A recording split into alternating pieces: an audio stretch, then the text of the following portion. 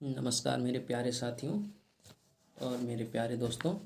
आज मैं फिर आप लोगों की सेवा में उपस्थित हूँ। आज का क्लास 45 नंबर है और डीएलएड सीरीज चल रहा है।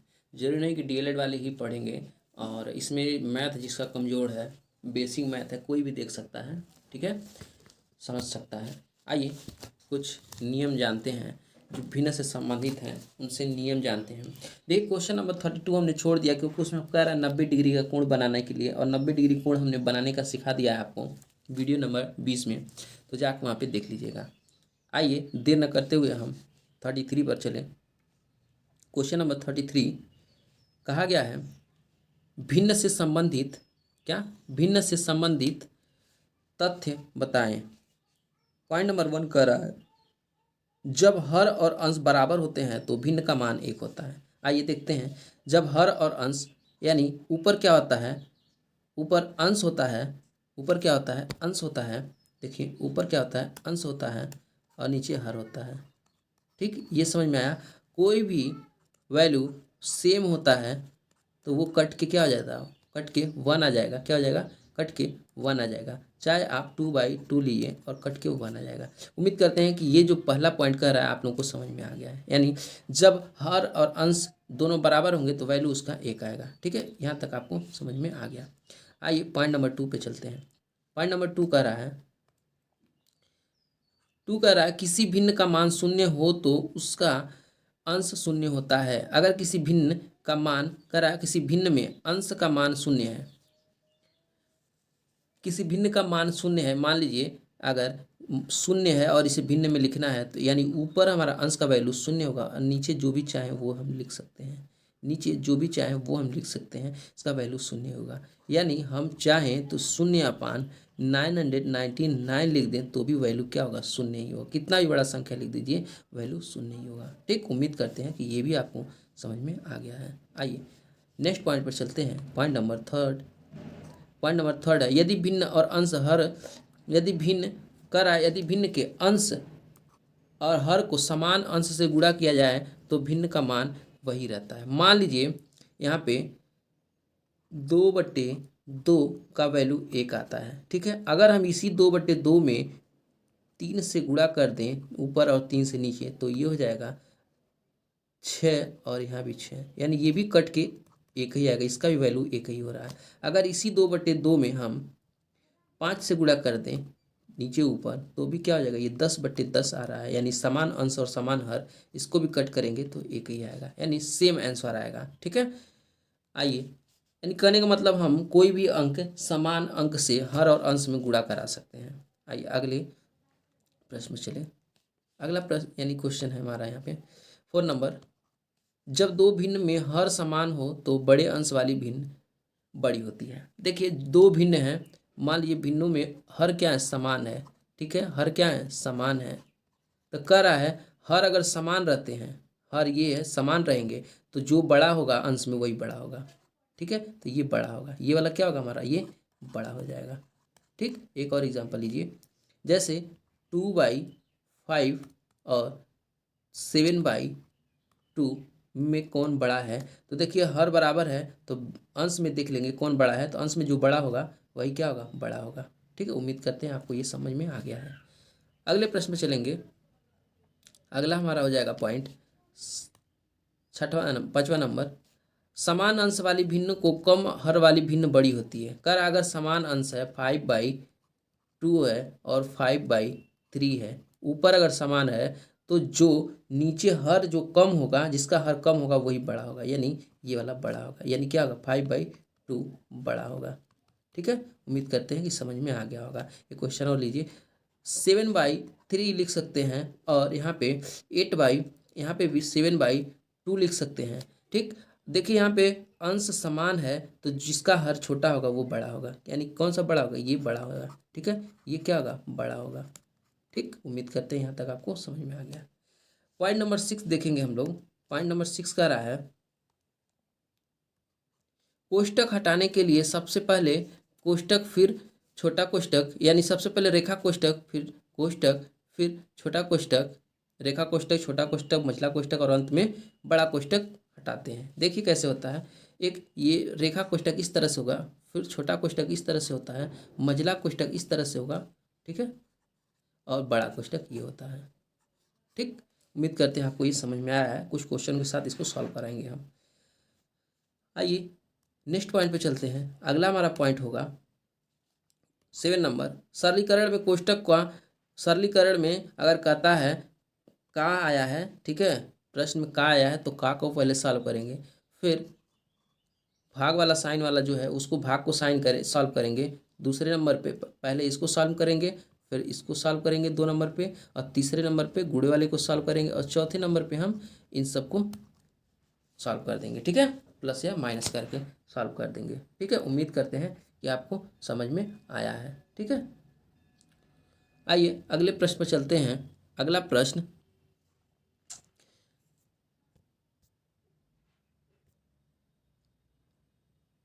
यहाँ पे एक बचा हुआ है, उसको समझ लेते हैं। ये देखिए, जब कोई भी संख्या कर रहा है भाग को गुणा में बदलने के लिए क्या करते हैं, मान लीजिए यहाँ पे दिया है 2/3 डिवाइड बाई, ठीक है, 3/, यानी यहाँ पे हम लिख सकते हैं डिवाइड बाई 2/3, 2/3। तो हम करा इसको गुणा में बदलना, इस साइन को हमें गुणा में बदलना है, तो क्या करेंगे, तो देखिए 2/3 ऐसे लिखिए, अब इसको गुणा में जैसे ही बदलेंगे तो यहाँ ये उल्टा हो जाएगा, यानी 3 ऊपर चला जाएगा और 2 नीचे हो जाएगा, यानी 1 सॉल्व हो जाएगा, इसका वैल्यू 1 आ जाएगा, ठीक है, वही कह रहा है। तो हमें इसको भाग में बदलने के लिए इधर वाला जो होता है दाएं तरफ का, उसे हम उल्टा कर देते हैं तो गुणा में बदल जाता है। आइए प्रश्न पे चलते हैं। देखिए यहाँ पे प्रश्न है अभी प्रतिलोम वाला ही, जैसे हमने बताया है लास्ट का नियम वही है यहाँ पे, यानी इसमें देखेंगे दिया हुआ है -1/8, और यहाँ पे डिवाइड है, तो डिवाइड को चेंज करने के लिए हम मल्टीप्लाई में बदलेंगे, और जब मल्टीप्लाई में बदलेंगे तो ये ऊपर चला जाएगा, ये वाला ऊपर चला जाएगा और ये वाला नीचे आ जाएगा, ठीक है, यानी 4/3 हो जाएगा। तो 4 से 8 कटेगा 2 बार में, यानी हम लिख सकते हैं 1/2, माइनस में है तो माइनस में लिखेंगे, और गुणे 1/3 आ जाएगा हमारा माइनस में 1/6, यानी 1 एकन 1 और 2 तियाँ 6, ठीक है। सेकेंड वाले में आ जाइए, इसी तरह से माइनस है तो इसको पहले को वैसे ही लिख दीजिए, -7/12 लिख दीजिए। इस वाले को डिवाइड में है तो गुणा में चेंज करेंगे, जैसे ही गुणा में बदलेंगे वैसे ही यहाँ से बदल जाएगा, यानी ये हो जाएगा 3/2। अब यहाँ 3 से ये 12 कट रहा है, देखिए 4 बार में, ठीक। अब इसको हम सॉल्व करेंगे, -7/4 माइनस 3 कट गया, 1 आ गया है 3 की जगह पे और 2। अब देखिए ये बीच में गुणा है, माइनस और माइनस का जब गुणा होगा तो प्लस हो जाएगा, 7 एकन 7 हो जाएगा, और 8 4 दूना 8 हो जाएगा, ठीक है। उम्मीद करते हैं कि आपको ये क्वेश्चन समझ में आया है। आइए अगले प्रश्न में चलते हैं। अगला प्रश्न हमारा होगा, कह रहा है 500 रुपये हैं जो 3 वर्ष के लिए ब्याज पे दिया जाता है, ठीक है, 12% पर, कह रहा है ब्याज क्या मिलेगा, ठीक है, साधारण ब्याज। तो आइए इसको हम देखिए, 500 रुपया है जो हमारा ये मूलधन है, इसको हम पी से दर्शाते हैं, पी से दर्शाते हैं। जो 3 वर्ष दिया हुआ ये टाइम है, इसको टी से दर्शाते हैं, 3 वर्ष, ठीक है, 3 वर्ष। और जो ये 12% दिया हुआ है ये रेट है, ठीक है, दर है, इसको हम आर से दर्शाते हैं 12%। जो साधारण ब्याज कह रहा है ना, ब्याज, साधारण ब्याज यही निकालना है, इसको हम एस आई से लिखते हैं, सिंपल इंटरेस्ट लिखते हैं, ठीक है, यही निकालना है। आइए देखिए, एस आई बराबर होता है, एस आई बराबर होता है पी यानी मूलधन गुणे आर दर यानी और समय T/100, ये फार्मूला होता है। आइए देखिए, P का वैल्यू 500 है, 500 रख दीजिए, R का वैल्यू 12 है, 12 रख दीजिए, और T का वैल्यू 3 है, 3 रख दीजिए, नीचे 100 है, 100 रख दीजिए। 100 से ये 2 जीरो से 2 जीरो कट गया, बचा 5 और गुणे 12 गुणे 3, ठीक। इसको सॉल्व करेंगे तो 5 और 3 का एक में कर लीजिए, 5 या 15 गुणे 12, ठीक, यानी 15 और 12 का जब गुणा करेंगे, यानी 12×5 = 60 का 0 हाथ में है 6, 12 करने 12 6 18, ठीक है, यानी 180 इसका क्या होगा आंसर आएगा, यानी एस आई आएगा, क्या आएगा, एस आई, ठीक है। एस आई बोले तो साधारण ब्याज, साधारण ब्याज कितना आएगा, साधारण ब्याज 180 रुपया आएगा। उम्मीद करते हैं कि समझ में आया होगा। चलते हैं अगले प्रश्न पर। क्वेश्चन नंबर देखिए, कोष्टक वाला आ गया है 36, यानी कह रहा है कि इस क्वेश्चन को सॉल्व करना है। तो देखिए सबसे पहले 18 है तो 18 लिख दीजिए, माइनस बड़ा ब्रैकेट है 14 है तो 14 लिख दीजिए, प्लस मझला ब्रैकेट है, मझला ब्रैकेट में 16 है 16 लिख दीजिए, माइनस से माइनस लिख दीजिए। देखिए हम छोटा ब्रैकेट यहीं पे सॉल्व कर लेते हैं।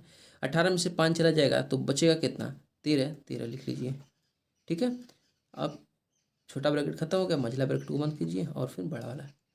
फिर देखिए यहाँ पे 18 ऐसे ही लिखिए और माइनस से माइनस बड़ा ब्रैकेट है बड़ा, 14 है 14 भी लिख दीजिए, प्लस है प्लस भी लिख दीजिए। अब यहाँ देखिए 16 में से 13 चला जाएगा तो कितना बचेगा, 3 बचेगा, लिख दीजिए ऐसे ही। ठीक, बराबर 18 18 लिखिए। इन दोनों को जब जोड़ेंगे तो आप आ जाएगा 14 और 3 कितना होता है 17, 17 लिख दीजिए। अब देखिए 18 में से 17 चला जाएगा तो 1 बचेगा, यही आपका आंसर हो जाएगा। यही क्या होगा, आपका आंसर हो जाएगा। उम्मीद करते हैं यहाँ तक आपको समझ में आया है। आइए अगले प्रश्न में चले। क्वेश्चन नंबर 36 है, कह रहा है -5 ब्रैकेट में है, फिर माइनस है, फिर ब्रैकेट में है 45 डिवाइड -15। इस तरह का क्वेश्चन दिया हुआ है, इस सरल सरल करना है। तो आइए सबसे पहले हम क्या बताए थे, ऑफ का गुणा हो का लिखा होगा तो उसको सॉल्व करेंगे तो का नहीं है, फिर सेकंड नंबर पे इसको सॉल्व करेंगे। तो पहले इसमें सॉल्व करेंगे, इसको -5 है, -5 लिख लीजिए।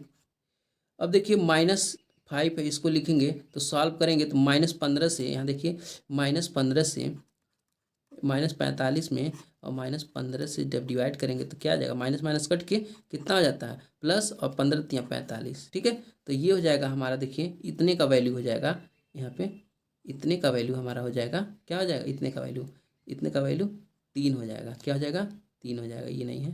ठीक है, 3 हो जाएगा, तो हम लिख सकते हैं -3। अब यहाँ देखिए ये वाला वैल्यू 3 और 5 का जब गुणा करेंगे तो 5 तिया 15 हो जाएगा, -15 हो जाएगा, -15 हो जाएगा। उम्मीद करते हैं यहाँ तक आपको समझ में आया है। ठीक है, उम्मीद करते हैं यहाँ तक आपको समझ में आया है। आइए अगले प्रश्न में, सॉरी अभी इसी में है। तो 5 तिया 15 हो गया और ये 15 तिया 45 हो गया और माइनस ये 5 है, तो 5 हमने यहाँ पे लिखा है। इसको सॉल्व करेंगे तो देखिए ये कितना आ रहा है, 5 3 8 आ जा रहा है, कितना आ रहा है, 8 आ जा रहा है, माइनस, यहाँ देखिए सभी के सभी माइनस में है, सभी के सभी माइनस में है। ठीक है, इनको आप जोड़िए, जोड़ेंगे तो 5 और 15 20 और 3 23, क्या हो जाएंगे, -23 हो जाएंगे। ठीक है, उम्मीद करते हैं आपको यहाँ तक इसको भी समझने में कोई परेशानी नहीं हुई है। आइए अगले प्रश्न में चलते हैं। अगला प्रश्न हमारा होगा 38 का, यानी कहा गया है कि सरल कीजिए। तो देखिए सरल बहुत आसान है, ये x जो है कि गुणा होगा y में -z में भी, प्लस y जो है ये इसमें भी गुणा होगा और या z में भी -x में भी, इस तरह से z का भी इसमें दोनों में गुणा होगा। तो आइए गुणा करते हैं, इस x को उठाएंगे और इसमें भी गुणा करेंगे और x का इस z में भी गुणा करेंगे। तो कर लीजिए, x का जब गुणा करेंगे y में xy हो जाएगा, फिर x का z में करेंगे तो माइनस से दिया है तो x और z हो जाएगा, प्लस है यहाँ पे देखिए तो प्लस यहाँ पे लिख दीजिए। y का एक बार इसमें गुणा करेंगे और एक बार इसमें करेंगे तो y z हो जाएगा, y z लिख दीजिए, माइनस y x है तो y x, y का गुणा x में होगा तो y x हो जाएगा। फिर इस प्लस को हम यहाँ पे लिखेंगे, इस प्लस को, तो देखिए क्या हो जाएगा, z का x में गुणा करेंगे तो प्लस में zx हो जाएगा, ये प्लस लिखना था हमको ना, इस प्लस को हम यहाँ पे लिखेंगे और अब जेड एक्स लिख देंगे, जेड एक्स लिख देंगे, माइनस जेड वाई हो जाएगा। ठीक है, उम्मीद करते हैं यहाँ तक आपको समझ में आया है। अब देखिए ये एक्स वाई प्लस में है, ठीक है, और यहाँ भी एक्स वाई देखिए माइनस में है, ये वाला और ये वाला सेम है और साइन अलग अलग है, इसलिए ये माइनस में है, ये प्लस में, तो 0 हो जाएगा।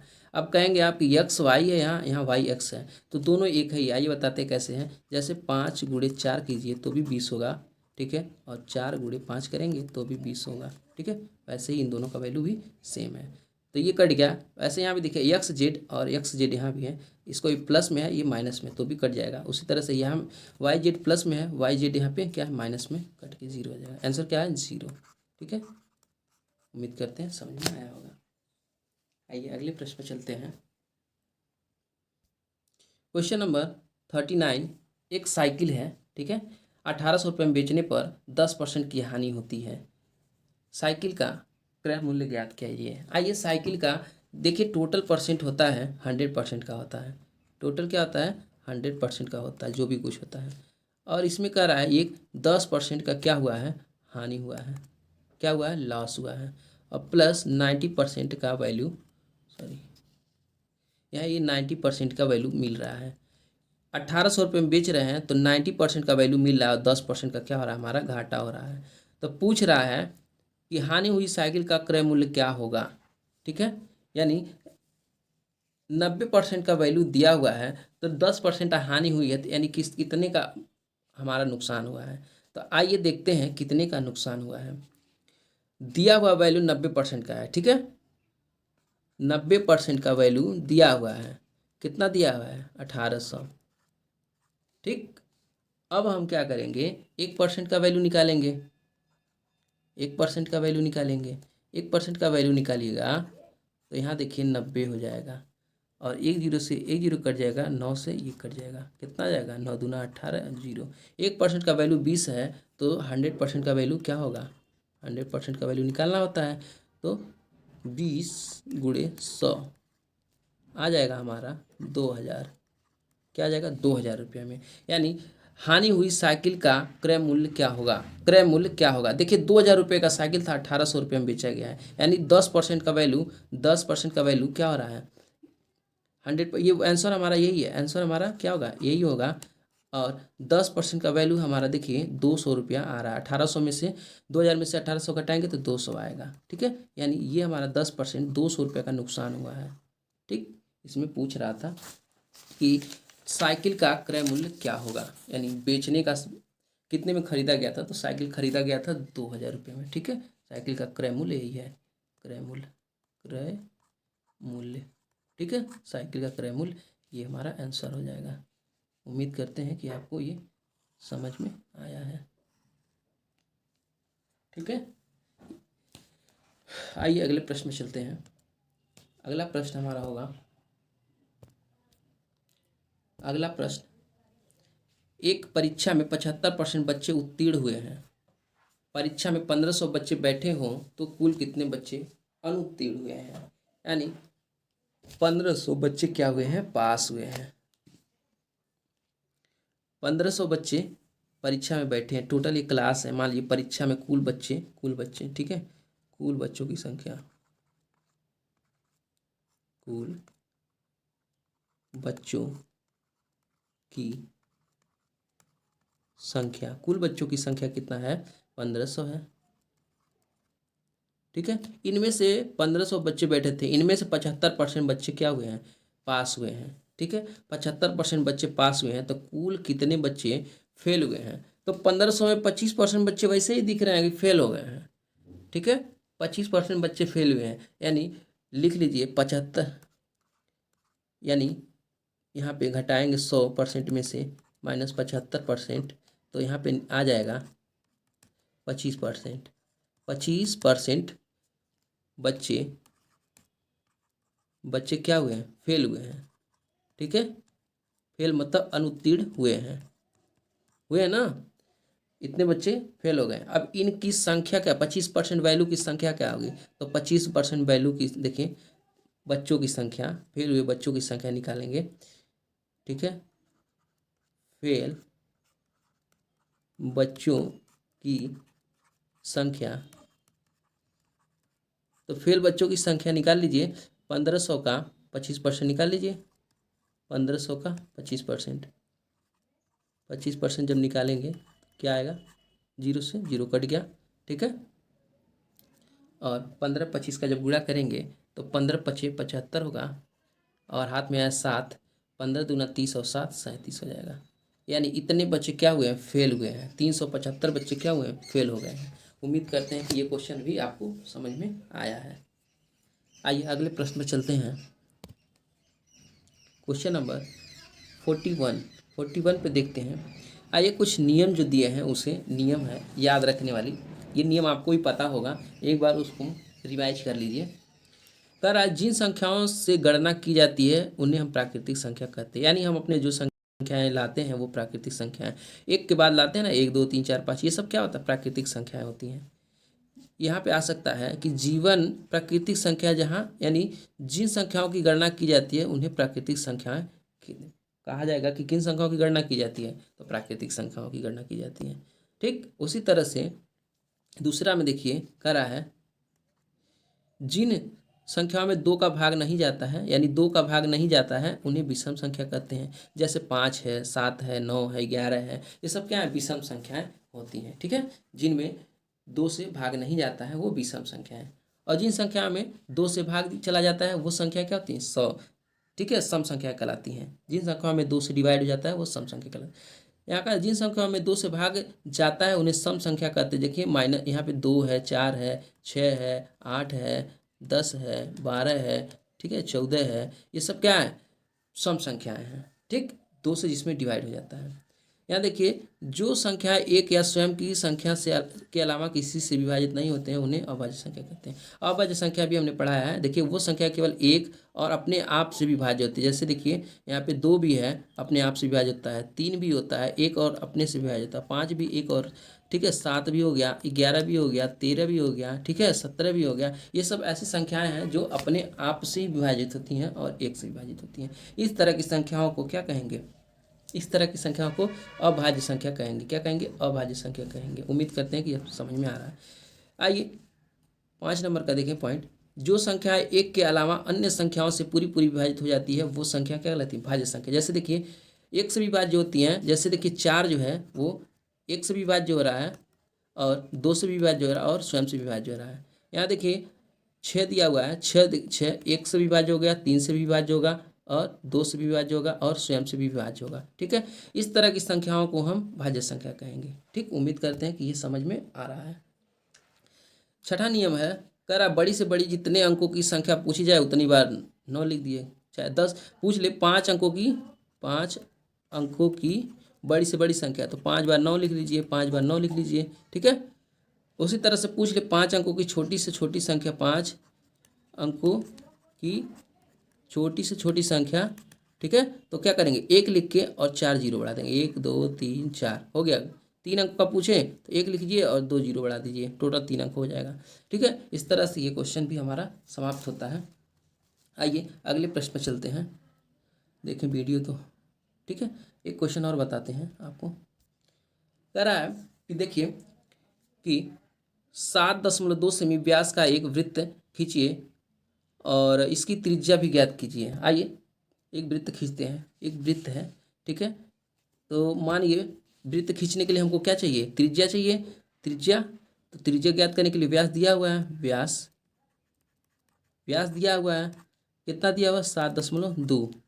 त्रिज्या निकालना है, त्रिज्या निकालने के लिए व्यास बटे 2 होता है, व्यास बटे 2 कर देते हैं। तो व्यास का वैल्यू 7.2 लिख दीजिए और बटे 2 लिख दीजिए। इसको सॉल्व करेंगे आप तो आ जाएगा 3 क्या आ जाएगा, 3.6 आ जाएगा। क्या आ जाएगा, 3.6 सेंटीमीटर।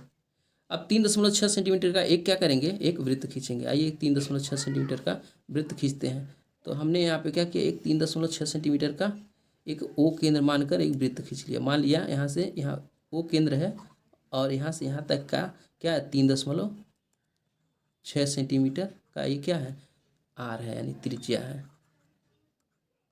त्रिज्या। ठीक, करा है, त्रिज्या खींचिए, ज्ञात कीजिए, बस हो गया, और कुछ नहीं करना था। यहाँ पे इतने करके हमको एक वृत्त बनाना था। तो आप प्रकार में 3.6 भरेंगे और एक पॉइंट पे कहीं रख के उसको खींच देंगे तो गोला बन जाएगा। ठीक है, उम्मीद करते हैं आपको ये समझ में आ गया है। आइए अगले प्रश्न चलें। क्वेश्चन नंबर 43 समीकरण को सॉल्व करना है। यानी कहा गया है कि 3x - 5 बराबर x + 3 को सॉल्व कीजिए। आइए 3x - 5 बराबर x + 3 को सॉल्व करते हैं। तो देखिए जो x वाला है, यहाँ x है, यहाँ x है, इनको एक पास कर लीजिए। तो 3x और इस x को इधर लेके आएंगे, यानी बराबर के इधर जब लेके आएंगे तो ये चेंज होगा, साइन माइनस हो जाएगा। ठीक है, x बराबर इस 3 को यहीं रहने दीजिए। ये देखिए माइनस है और इसको जब इधर लेके जाएंगे इस बराबर के इधर तो ये प्लस में हो जाएगा, यानी 5 हो जाएगा प्लस। ठीक, अब देखिए 3 में से 1 चला जाएगा तो 2x हो जाएगा। बराबर, यहाँ 3 और 5 8 हो जाएगा। ठीक, x का वैल्यू निकालेंगे तो 8/2 हो जाएगा। x बराबर 2 से 8 कितने बार में जाएगा, 4 बराबर। ठीक है, उम्मीद करते हैं कि आपको समझ में आया है। ठीक है, x का वैल्यू 4 आ गया आंसर। ठीक है, उम्मीद करते हैं कि ये आपको क्वेश्चन समझ में आ रहा है। आइए अगले प्रश्न पर चलते हैं। एक प्रश्न ये है, इस तरह के प्रश्न को कैसे ज्ञात करेंगे, तो दो विधि से ज्ञात कर सकते हैं। ये क्वेश्चन 2018 में आया हुआ है। देखिए, तो यह प्रश्न x+5 का स्क्वायर दिया हुआ है। ठीक है, इसे हम एक फार्मूला है उस पर देखते हैं, a+b का होल स्क्वायर। ये होता है a² + b² + 2ab। इसी पे हम लोग सॉल्व करते हैं। तो देखिए, a² यानी x² + b² बराबर 5 का स्क्वायर प्लस 2 है देखिए, फार्मूले में 2 लिख देंगे, गुणे a की जगह पे x लिख देंगे, b की जगह पे 5 है तो 5 रख दीजिए। ठीक, यहाँ पे देखिए x² मतलब x का स्क्वायर x ही रहेगा, 5 का स्क्वायर 25 होता है, लिख दीजिए। ठीक, प्लस 2 बचे 10 और x 10 हो जाएगा। ठीक है, उम्मीद करते हैं ये आपको समझ में आया है, ये भी आपका आंसर आ गया। ठीक है, सॉल्व हो गया। उम्मीद करते हैं कि आपको ये क्वेश्चन समझ में आ रहा है। ठीक, तब तक के लिए जय हिंद जय भारत। आज का वीडियो यहीं तक समाप्त करते हैं।